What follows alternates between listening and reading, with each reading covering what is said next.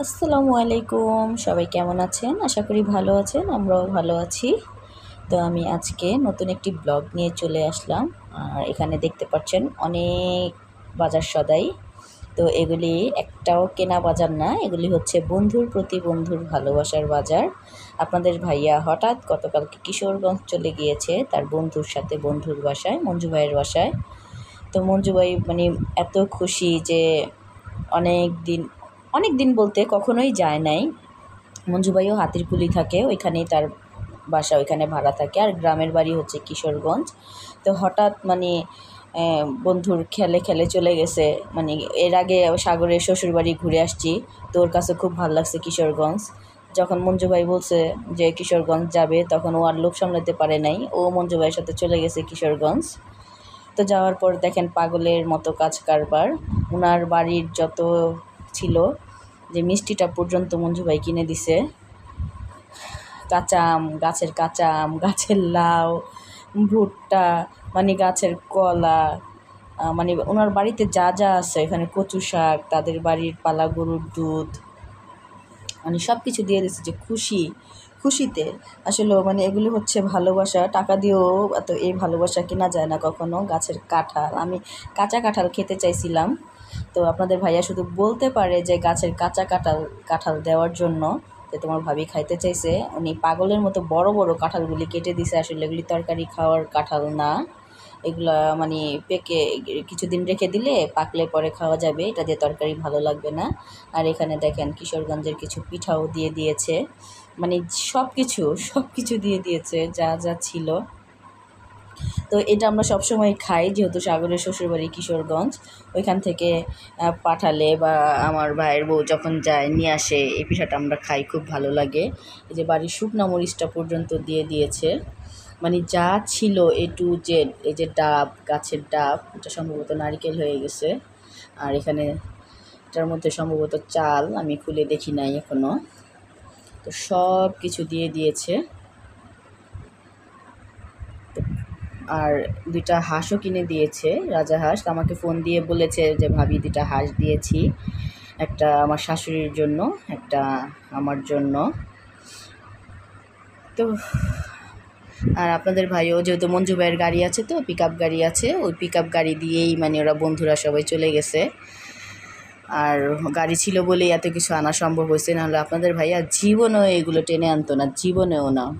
মঞ্জু ভাইয়ের গাড়ি ছিল, একদম গাড়িতে করে নিয়ে আইসা আমার ভাইয়া নিজে আমার বাসায় একদম পৌঁছায় দিছে বলেই এগুলি আমার বাসা পর্যন্ত মানে আসছে।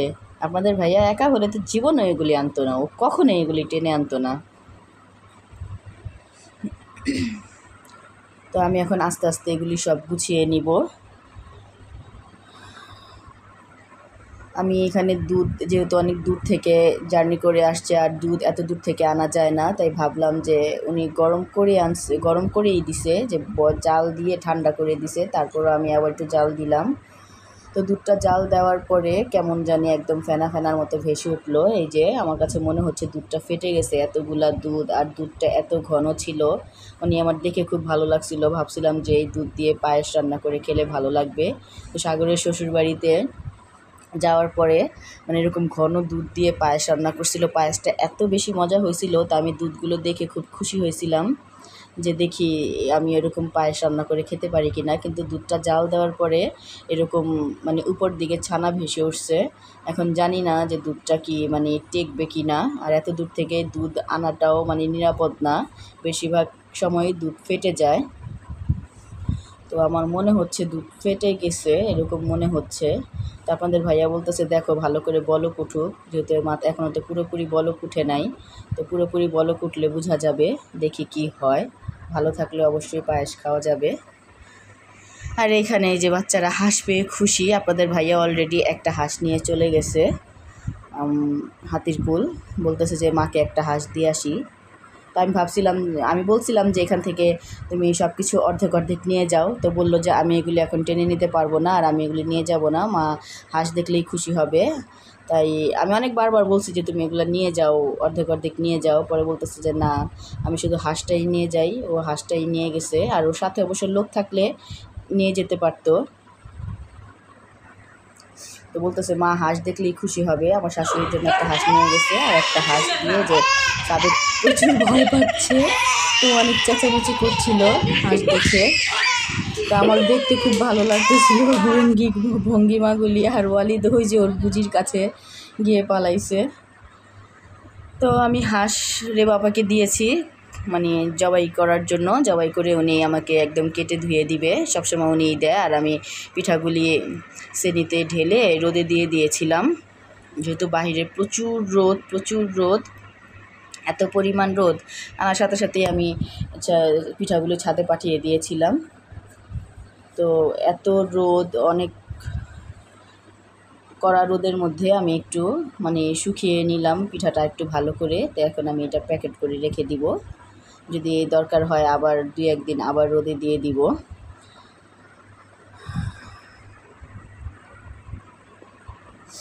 পরে তোমাদের ভাইয়া আসলে ভেজে খাওয়া যাবে।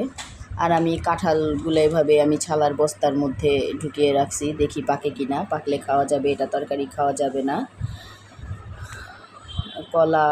কলাও সব কিছু, আর এই যে ভুট্টা, এগুলা আমি ভাবছি যে রোদে দিব, সব কিছু একটু করে রোদে দিয়ে রাখবো।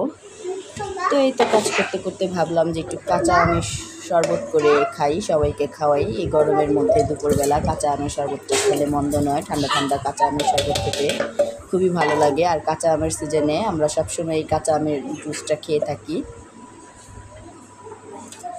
তো আমি এখানে আম কেটে আমের সাথে চিনি, কাঁচামরিচ, লবণ দিয়ে দিয়েছি। এটা আমি ব্লেন্ড করে নিব। একটু পানি দিয়ে দিব, একটু পানি দিয়ে আমি ব্লেন্ড করে পরে পরিমাণ মতো ঠান্ডা পানি মিলিয়ে নিব বা বরফ মিলিয়ে নিব।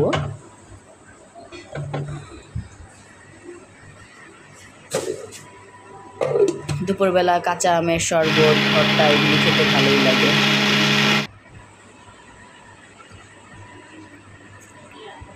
তো এই যে এখানে আমি একটু আমার ফ্রোজেন করা পুদিনা পাতা ছিল, আমি একটু পুদিনা পাতা আর একটু বিট লবণ অ্যাড করে দিব। অ্যাড করে আমি আরেকটু ব্লেন্ড করে নিব। এই যে আমি এখানে বরফ নিয়ে নিয়েছি, আমি প্রতিটা গ্লাসে বরফ দিয়ে আমের জুসগুলি দিয়ে দিব। তো আমার আমের জুস তৈরি হয়ে গেছে। আমি আমটা একটু ছেঁকে নিয়েছি, মাঝে মাঝে একটু দানা দানা থাকলে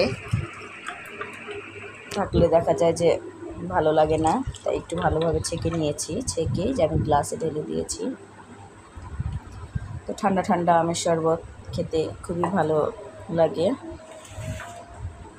এই তো আমের শরবত খেতে খেতে আমি এখানে কচুগুলি কুটতে বসে গিয়েছি, কারণ যে বাহিরে যে রোদ, আনতে আনতে একদম পাতাগুলি শুকিয়ে গেছে। তাই আমি যদি এটা রেখে দিই, এখন না কুটে রাখি, দেখা যাবে যে কচুগুলো সব কুটে শুকিয়ে নষ্ট হয়ে যাবে। তাই ভাবলাম যে আমি এগুলি ভালোভাবে কুটে মানে ধুয়ে সিদ্ধ করে ঠান্ডা করে ফ্রিজে রেখে দিব, যখন রান্না করব তখন বের করে খাওয়া যাবে। আর এভাবে রাখলে দেখা যাবে যে এটা আরও শুকিয়ে যাবে। আমি কচুগুলো সব কেটে নিচ্ছি। আমি 2 ভাগে কাটবো। মাথার যে চিকন অংশগুলা, এগুলো আমি টুকরো টুকরো করে কাটবো। কেটে আমি এটা মাছ দিয়ে রান্না করব। একদিন আপনাদেরকে আমি মাছ দিয়ে রান্না করে দেখাইছিলাম, কিশোরগঞ্জের কচুই। এই যে আমি 2 ভাগে কেটে নিয়েছি মোটা অংশগুলো। এটা আমি মাছের মাথা দিয়ে রান্না করব। আর কচুর যে সামনে মাথার অংশ চিকন চিকন করে ডাটার মতো করে কুটে নিয়েছি, এটা দিয়ে আমি মাছ দিয়ে রান্না করব। আমার চ্যানেলে এইভাবে কচু দিয়ে মাছ রান্না করার রেসিপিটা আছে। আর দেখেন কচু কাটতে কাটতে আমার হাতের কী অবস্থা, হাত একদম কালো হয়ে গেছে। তো আমি এই কচুগুলি এখন ধুয়ে আমি সিদ্ধ করে নিব। এই কচুটা দিয়ে মাছ দিয়ে খেতে খুব ভালো লাগে। এভাবে আমি গ্রামের আমাদের শরীয়তপুর থেকে আমি রান্নাটা খেয়ে আসছিলাম। তো এখন আমি এভাবে একদিন রান্না করে খাইছি, ভালো লাগছে। আর এটা আমি মাছের মাথা দিয়ে খাবো। এটা আমি সিদ্ধ করে রেখে দিব, যখন রান্না করব তখন বের করে নিব। তো আমি কচুগুলো এখন ভালো করে ধুয়ে নিব।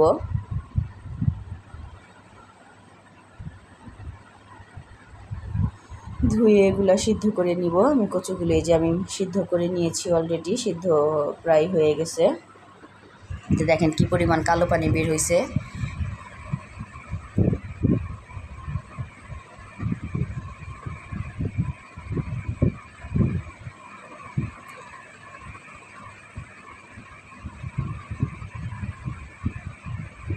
একদম ভালো করে ঝরা দিয়ে একদম চেপে চেপে আমি সব পানিগুলি বের করে ফেলে দিব। ঠান্ডা হলে আমি ডিপে রেখে দিব।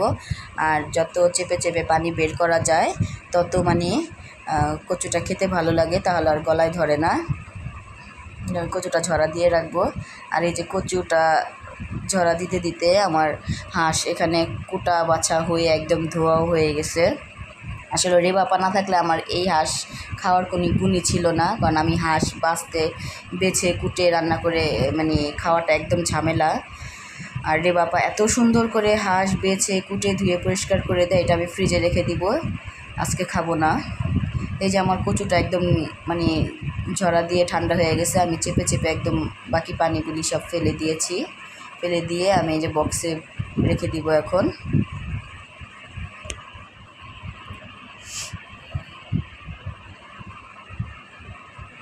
বক্সে রেখে আমি ডিপে রেখে দিব।